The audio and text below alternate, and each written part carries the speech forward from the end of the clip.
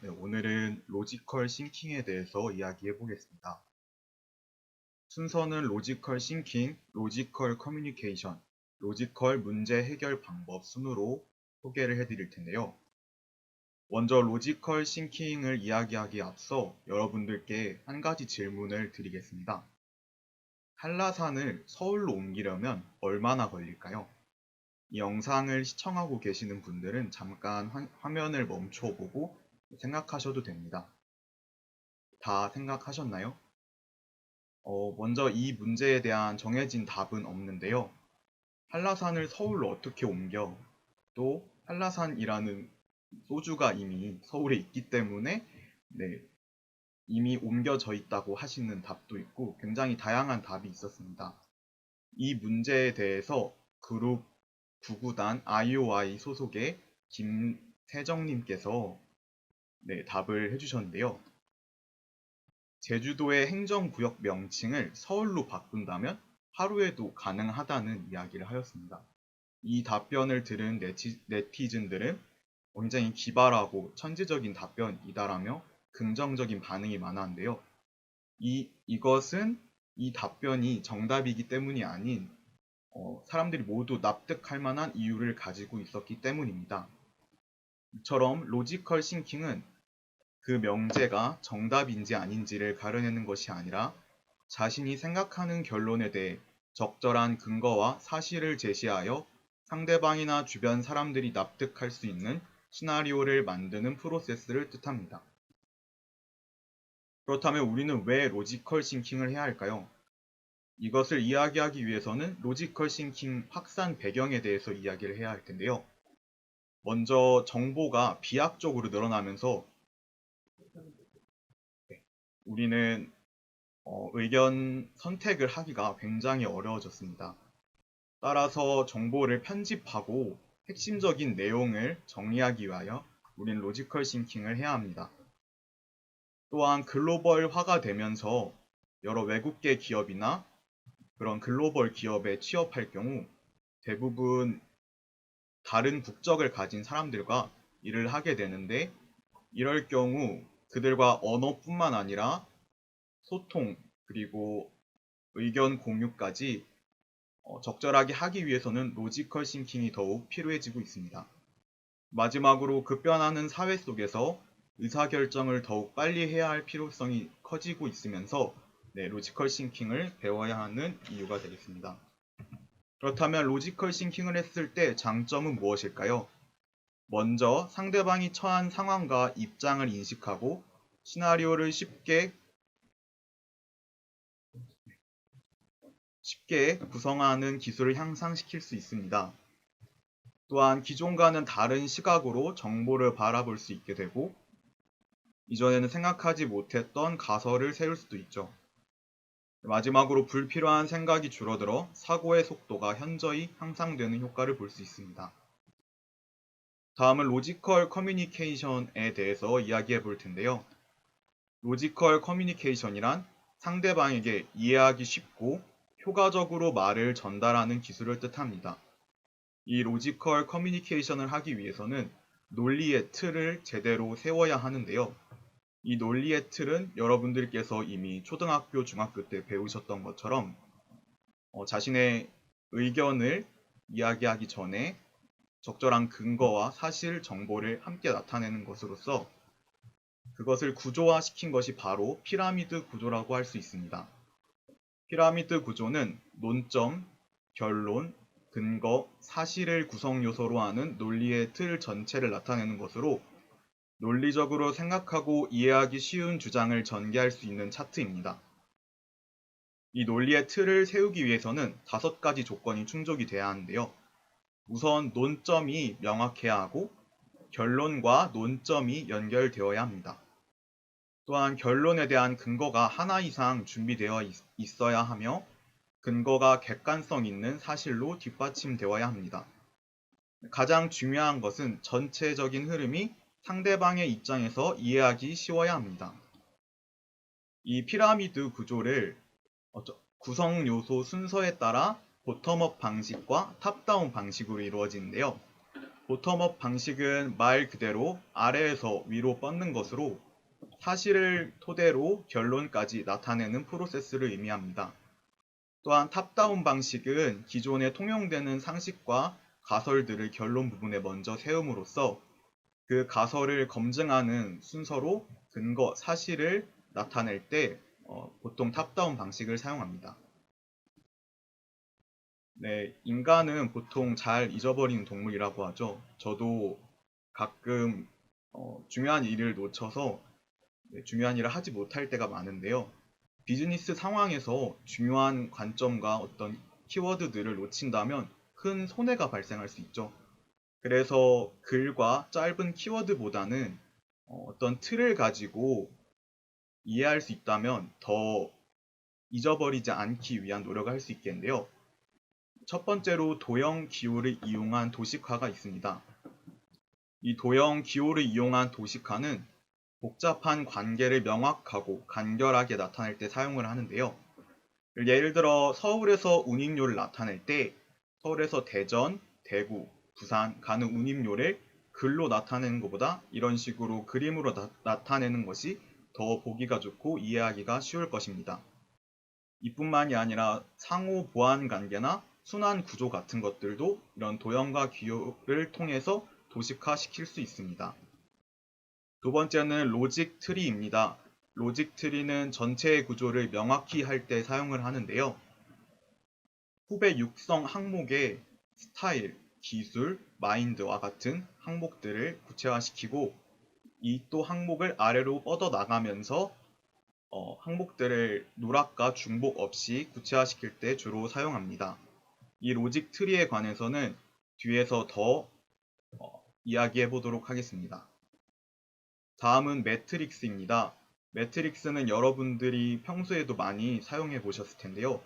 주로 스마트폰 성능을 비교하거나 상품 성능을 비교할 때 많이 사용합니다. 이처럼 회사에서도 비교를 통해 문제나 과제, 경향을 파악할 때 매트릭스를 사용합니다. 다음은 프로세스인데요. 프로세스는 시간의 흐름 속에서 빠짐없이 핵심을 파악할 때 사용합니다.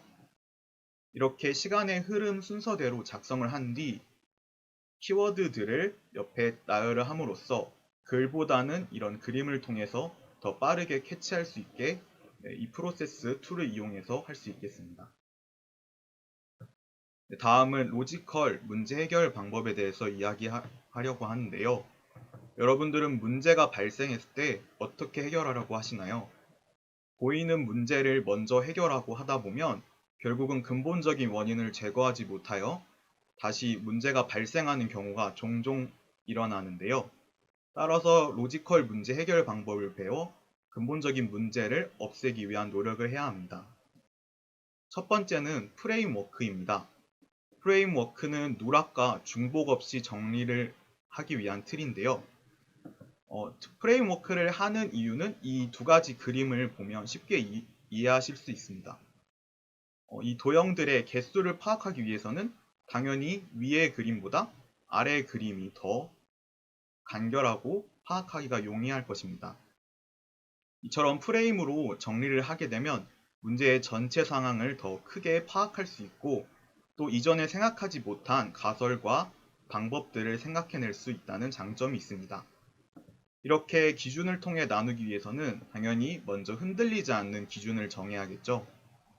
성별, 연령별, 직종별 이런 식으로 흔들리지 않는 기준을 먼저 정하여 나누는 것이 중요합니다.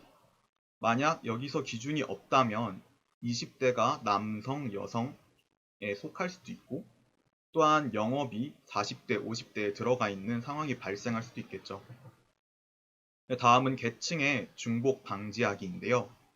이 계층의 중복 방지하기에는 두 가지 키포인트가 있습니다. 먼저 한 번에 여러 개의 요소로 나누지 않는 것과 단일한 기준으로 분류하는 것이 있습니다. 예를 들어 슈퍼마켓의 매출을 볼 때 처음부터 많은 기준으로 나누는 것이 아니라 해외 상품의 매출, 국내 상품의 매출로 두 가지로 나누었을 때 계층의 누락과 중복을 방지할 수 있겠죠. 그 다음에 계속 뻗어나가면서 중부지역, 남부지역 이런 식으로 뻗어나가면서 사용하시면 되겠습니다. 세 번째는 명확하게 단어를 정의하기인데요. 당사의 매출 실적이 많이 떨어지고 있다. 이것을 보신다면 과연 얼마만큼 많이인지 또한 언제 왜 많이 떨어지고 있는지에 대한 정보가 없죠. 사람은 듣는 것을 모두 다르게 생각하고 판단하기 때문에 단어를 명확하게 정의해야 조금 더 문제 해결에 더 가까운 접근법이 될 수 있겠습니다. 미시라는 단어인데요. 이 미시는 mutually exclusive, collectively exhaustive의 앞글자를 따서 만든 단어입니다. 미시는 프레임워크를 통해서 항목들이 상호 배타적이면서 누락된 정보가 없었을 때 우리는 미시하다라는 표현을 사용하게 됩니다. 지금까지 여러 가지 기준을 세워서 그 안에서 문제 해결을 하는 방법을 배웠는데요. 만약 그 여러 가지 기준이 아닌 한 가지 기준을 가지고 적절한 대처를 하고 싶다면 이 로직 트리를 사용하시면 됩니다. 로직 트리는 인과관계를 파악하기가 쉽고 전체적인 구성을 쉽게 알 수 있기 때문에 문제를 구체적으로 시각화하기 위한 도구로 사용됩니다. 로직 트리에는 what 트리, why 트리, how 트리 이렇게 세 가지로 구성이 되어 있는데 먼저 what 트리를 살펴보겠습니다. what 트리는 구성 요소를 파악하기 위한 도구로서 예를 들어 이렇게 고객 조사라는 단어가 있을 때 이것에 대해서 고객 조사에 무엇이 있는지 계속 생각을 하고 아까 말한 프레임워크 과정을 통해서 미시한지 계층에 누락과 중복이 없는지 살피면서 구성 요소들을 전체를 파악하는 과정을 겪는 것이 와트리의 역할이라고 할 수 있습니다. 다음은 Y트리인데요. 현상에 보이는 문제를 결론 부분에 적어서 과연 이 문제가 왜 발생했는지에 대해서 꾸준히 뻗어나가는 방식입니다. 잔업이 많다면 왜 잔업이 많을지, 또 업무 효율이 나쁘면 왜 업무 효율이 나쁜지에 대해서 꾸준히 깊게 뻗어나가는 것인데요. 이때 깊게 뻗어나가지 않으면 근본적인 원인이 해결되지 않아서 또 같은 문제가 발생할 수 있기 때문에 계속해서 의문을 가지고 만들어야 하는 것이 바로 Y트리입니다. 마지막으로 하우트리인데요. 하우트리는 문제의 원인을 발견했다면 개선사항을 적고 이 개선사항을 어떻게 구체화시킬지 계속해서 만들어가는 트리라고 할 수 있습니다. 상품의 이익을 개선한다고 하면 어떻게 개선을 할지 꾸준히 뻗어나가는 것인데요. 이때 최대한 많이 만들어야 상대방의 동의와 또한 공감을 얻을 수 있다는 그런 특징을 가지고 있습니다. 마지막으로 제로 베이스에 대해서 이야기해 드릴 텐데요. 제로 베이스는 어떤 것을 처음부터 다시 시작하는 일, 제로의 상태에서 다시 검토하는 것입니다. 모든 고정관념을 버리고 원점으로 돌아가 목적을 기준으로 다시 생각하는 것이라고도 할 수 있는데요. 이때 모든 고정관념뿐만 아니라 과거의 모든 성공 사례까지도 다 버리고 새로 시작하는 관점을 말합니다. 제로 베이스가 필요한 이유는 아까 1장에서 말씀드렸던 것처럼 사회는 급변하고 있고 여러 상황 속에서 현재와 맞지 않는 상황이 발생할 수 있기 때문에 과거의 성공 사례라 하더라도 다시 처음부터 돌아가서 생각하는 과정이 필요할 때가 있습니다. 이 제로 베이스를 하기 위해서는 세 가지를 기억해야 하는데요. 먼저 분명한 목표를 먼저 만들고 그 목적을 본래의 목적이 무엇이었는지 끊임없이 다시 생각하며 잊지 않으려는 노력을 꾸준히 해야 합니다. 두 번째는 이미 말씀드렸던 것처럼 아마, 분명, 틀림없이와 같은 모호한 단어를 사용하지 않음으로써 조금 더 객관적인 시선으로 바라볼 수 있어야 합니다. 마지막으로 기존의 방법이 반드시 옳다고 할 수 없기 때문에 처음으로 돌아가 다시 검토하는 작업이 필요합니다. 지금까지 말한 것들을 정리하자면 첫 번째 장에서는 논리적으로 사고하는 습관을 들여서 목표와 결론을 명확히 해야 한다고 이야기를 드렸고, 두 번째는 논리의 틀을 세워 의미 있는 결론을 추출하고 이를 사실에 비추어 검증하라는 이야기를 하였습니다. 마지막으로 로지컬 문제 해결 방법을 이야기했는데요. 본질을 파악하고 시각화하는 기술을 사용하여 보이는 문제만이 아니라 다방면에서 사물을 파악할 수 있어야겠습니다. 지금까지 로지컬 싱킹 발표였고요. 들어주신 분들 감사합니다.